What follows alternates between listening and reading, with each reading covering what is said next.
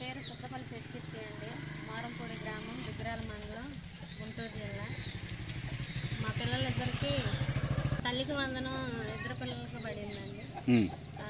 మామూలుగా స్కూల్లో free books, బ్యాగులు, ఫుడ్, మంచి ఫుడ్ అన్నీ ఇచ్చినా కానీ పిల్లలకి ఇలా తల్లికి వందనం కింద అమౌంట్ పడతాం మాకు చాలా సంతోషంగా ఉంది. మా కుటుంబానికి కూడా చాలా ఆర్థికంగా ఉపయోగపడుతుంది.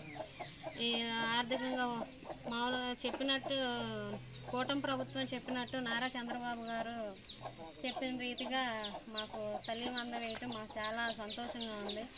వారి ప్రభుత్వం కానీ వారి పరిపాలన కానీ వారు చేసిన మంచి పనులు కానీ మాకు బాగా నచ్చినాయండి. అనుకున్నారమ్మా, అంటే అందరూ ఎగతాళి చేశారు చాలా వరకు.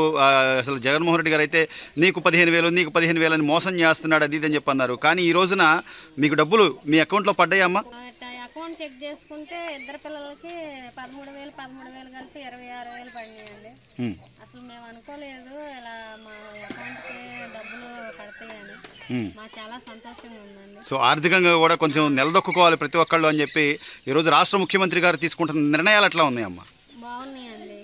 ఆర్థికంగా చాలా నిలబడడానికి ఉపయోగపడతాయండి.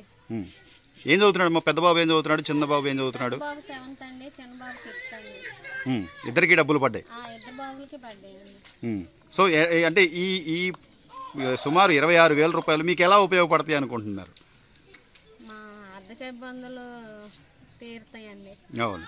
సో పుస్తకాలు వాళ్ళు వేస్తున్నారు, టెక్స్ట్ బుక్స్ కానీ, నోట్ బుక్స్ కానీ, యూనిఫామ్ కానీ, మధ్యాహ్నం భోజనం ఈ నెల నుంచి సన్న బియ్యంతో భోజనం కూడా పెడుతున్నారమ్మా. చెప్పారా పిల్లలు మీకు?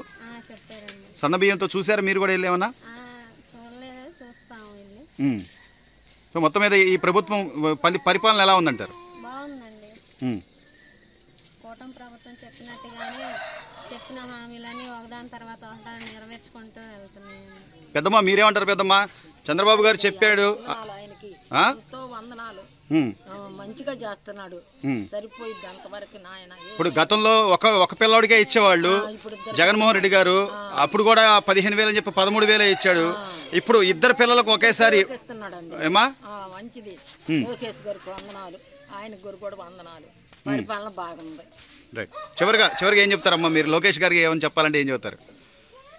లోకేష్ గారికి, నారా చంద్రబాబు గారికి వందనాలండి. వారు చేసిన మేలు ఇంకా అభివృద్ధి పనులు ఇంకా ఎన్నో చేయాలని మనస్ఫూర్తిగా కోరుకుంటున్నాను.